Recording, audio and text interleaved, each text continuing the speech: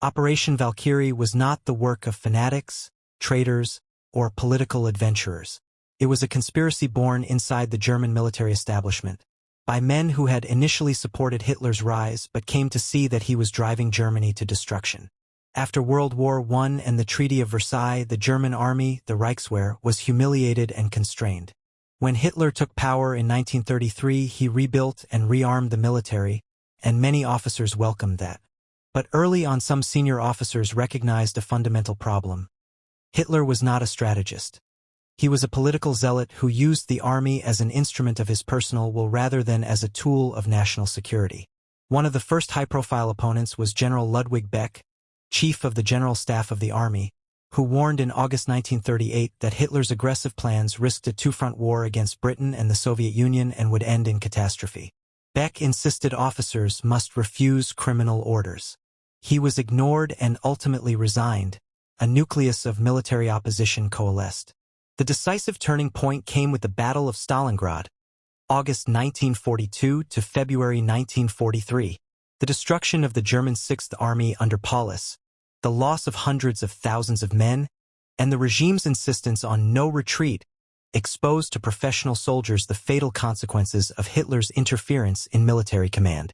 Generals began to speak openly. The war could not be won under current leadership. By 1943, a corps of senior officers and officials had joined the resistance. Henning von Tresckow on the Eastern Front, General Friedrich Albrecht in the Ersatzier Reserve Army, Admiral Wilhelm Canaris of the Abwehr, Colonel Hans Oster, and others. They were not revolutionaries. They were professional military men convinced that continuing the war under Hitler would annihilate Germany. What they lacked was one decisive element. A person with reliable access to Hitler himself. Someone who could place a device or otherwise ensure Hitler's death. The arrival of that figure would change everything. His name was Claus von Stauffenberg. Attempts on Hitler's life did not begin with Valkyrie and were never a single-group affair. They were a long sequence of disparate, often solitary acts and small conspiracies driven by motives ranging from personal conviction to military necessity. Understanding them explains why the conspirators moved from ad hoc actions to a systemic operation. The first prominent attempt came from George Elser. On November 8, 1939, in the Bürgerbraukeller in Munich, where Hitler annually addressed the party elite, Elser placed a timed explosive under the speaker's platform. The device detonated, destroying the hall, but Hitler had left earlier than usual and survived. Elser was arrested and later executed. His act proved both the possibility and the precariousness of assassination. Success depended on luck and the target's routine. Concurrently, the military catastrophe on the Eastern Front spawned different attempts. Officers who understood planning and logistics began seeking ways to remove Hitler. Henning von Tresckow and his circle on Army Group Center organized insider efforts. Sabotage of aircraft shipments, tampered packages, explosive devices secreted into Hitler's conveyances. One of Tresckow's schemes in early 1943 involved sending a bomb aboard a plane intended for Hitler. The device failed because of low temperatures at altitude that rendered the detonator inoperative. This demonstrated that technical and environmental factors could fatally undermine carefully arranged plots.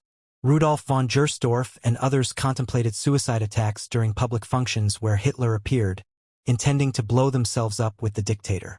But Hitler's unpredictable schedule repeatedly foiled such plans. The recurring pattern was clear. Individual heroics could remove the leader but did not address the crucial question of what would follow and who would control the state apparatus. Even pre-war, senior officers including Ludwig Beck discussed arresting Hitler should he pursue reckless aggression. Those contingency plans dovetailed with a tradition of the army as last resort guardian of the nation. Yet Munich 1938 and the appeasement of the Western powers undermined the army's willingness to act then. By mid-1943, the military recognized that ad hoc assassination attempts would not be enough. They needed a plan that linked Hitler's elimination to immediate, concrete control of essential instruments of state: communications, troop deployments, and the security apparatus. Psychologically and practically, the conspirators faced a grim reality.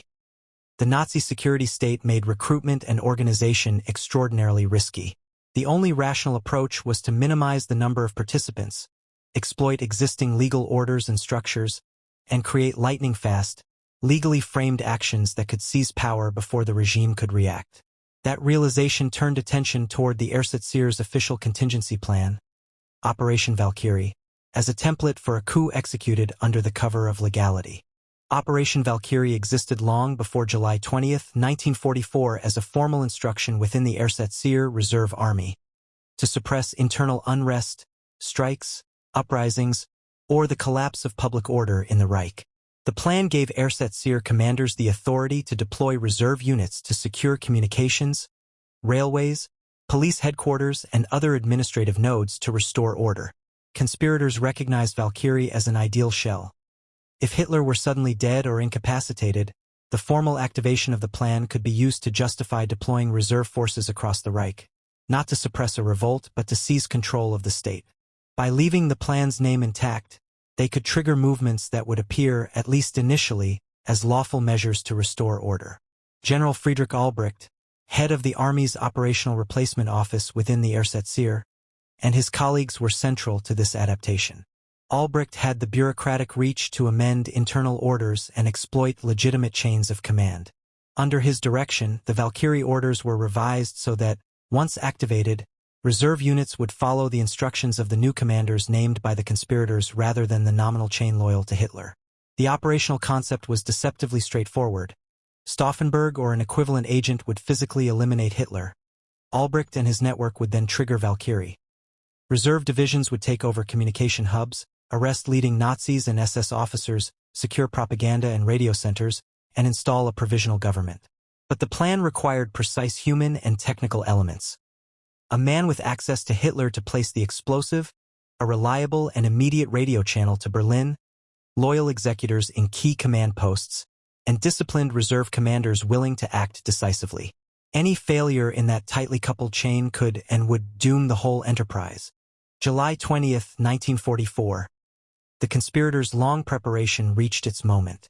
The location was the Wolf's Lair, Hitler's forward headquarters near Rassenberg in East Prussia. A military conference was scheduled at midday with Hitler and senior officers present. Claus von Stauffenberg carried 2 explosive charges assembled from plastic explosives and acid-time detonators.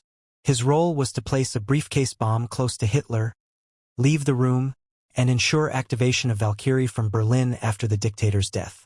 Due to time pressure and his injuries, Stauffenberg only armed 1 charge and left the other inactive, a critical reduction in the device's destructive potential. At 12:42 p.m., the device detonated in the wooden briefing hut. The blast killed and wounded several participants. Crucial factors worked against the conspirators. The meeting took place in a wooden structure rather than a reinforced bunker, and the heavy oak table partially shielded Hitler, who survived with relatively light injuries. Someone had moved the briefcase to the opposite side of the table, further reducing the device's effect on Hitler. Stauffenberg immediately flew back toward Berlin, transmitting coded messages reporting Hitler's death to initiate Valkyrie. But communications were inconsistent and slow. In Berlin, officers began to implement Valkyrie on the basis of Stauffenberg's reports, but soon conflicting information, including radio reports that Hitler was alive, created confusion. The conspirators assumed the worst and continued. The regime assumed the best and moved to counteract. A single technical and human misalignment, the briefcase's imperfect positioning, delays and ambiguities in radio communications, the architectural idiosyncrasy of the meeting place, combined to prevent the decisive collapse of Nazi command. By late afternoon, when Hitler's survival became public, the attempt at a coup had begun to unravel. In Berlin, the activation of Valkyrie produced a chaotic patchwork of action. Some officers executed orders to mobilize reserve units, secure key installations, and arrest Nazi officials. Others hesitated, uncertain whether the report that Hitler was dead was true or whether they would be branded traitors if the claim proved false. General Helmuth Stieff and General Friedrich from Chef der Heeresreserve played critical, ambiguous roles. From in particular vacillated, first paralyzed, then attempting to distance himself when reports indicated Hitler lived. Fearing for his own career and life, from made decisions that effectively neutralized parts of the conspiracy, issuing counterorders and attempting to suppress evidence of involvement. Control of radio broadcasting proved the decisive hinge of power. Until the conspirators could seize the airwaves and present their orders as legitimate government decrees, they could not create the perception of an effective new authority. When Hitler's voice finally reached the nation, denying his death and denouncing the putsch, the resolve of many officers crumbled.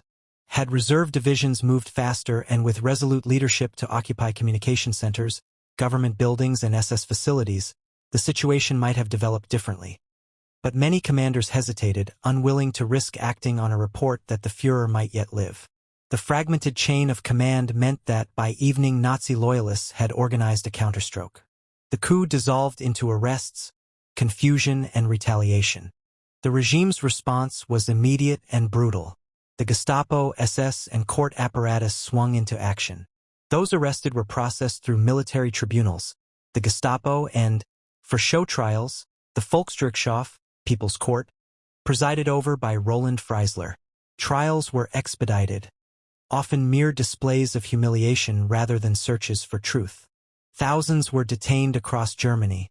Hundreds faced swift execution. Claus von Stauffenberg was executed the night of 20 to 21 July in the courtyard of the Bendler Block after a perfunctory drumhead proceeding. Other central figures, including Albrecht Merz von Kornheim, and Werner von Haeften, were summarily shot. Prominent conspirators and sympathetic officers, from General Ludwig Beck to Henning von Tresckow and Admiral Wilhelm Canaris, met their ends either by state execution or compelled suicide. The Volksgerichtshof's performances were theatrical and merciless. Freisler's courtroom spectacles humiliated defendants, broadcasting demonstration and deterrence. Executions were carried out publicly or in penitentiaries such as Plötzensee. Beyond the immediate killings, the regime purged the officer corps, tightened political control, expanded SS powers, and further centralized authority through terror. Families of alleged plotters suffered arrest, loss of property, and stigma. The post-coup purge had a chilling effect. It decimated a generation of potential military resistance and signaled that even high-ranking officers were vulnerable. The regime used the event to justify harsher measures and to root out any remaining pockets of dissent. Operation Valkyrie failed to change the immediate course of the war, but its historical significance extends beyond a single failed assassination. The plot revealed that not all elites in Nazi Germany were monolithic in their support. There existed a moral and professional opposition willing to act against Hitler's criminal policies. From a practical standpoint, Valkyrie offers multiple lessons. First, coups that rely on legalistic mechanisms must secure absolute control of communications and rapid force movement. Without that, they cannot create the appearance of legitimate authority. Second, technical minutiae, detonator reliability, building architecture, timing, can determine historical outcomes. Third, moral conviction without integrated political and administrative preparation is insufficient. Removing a dictator is only the first step. What follows requires an organized, credible governance plan accepted by institutions and foreign powers. Historians remain divided. Some view Valkyrie as a late, morally necessary effort by men who saw their country's destruction and chose to act. Others point to the mixed motives among conspirators, ranging from patriotic rescue of the nation to conservative power politics seeking to negotiate a better end for Germany, and argue that the movement lacked a clear democratic vision. The ambiguity is real. Some plotters wanted to preserve elements of the old order. Others sought basic political reorientation. In post-war memory, Valkyrie occupies a complex place. It served as a symbol of internal resistance against tyranny, evidence that Germans, including some in the military, opposed Hitler. Simultaneously, it underscores the tragic timing. The attempt came when Germany was already deeply enmeshed in total war, and the social and institutional conditions for a successful, humane transition no longer existed. Ultimately, Valkyrie is both a testament to courage and a cautionary tale. Resisting a totalitarian system requires not only moral courage but also broad-based preparation, secure lines of communication, and the political capacity to assume and sustain power in the aftermath. The conspirators' failure did not absolve the regime's crimes, nor did it change the course of 1944 to 45. But their action remains a critical fragment of the historical record, an example of resistance that was tragically too late.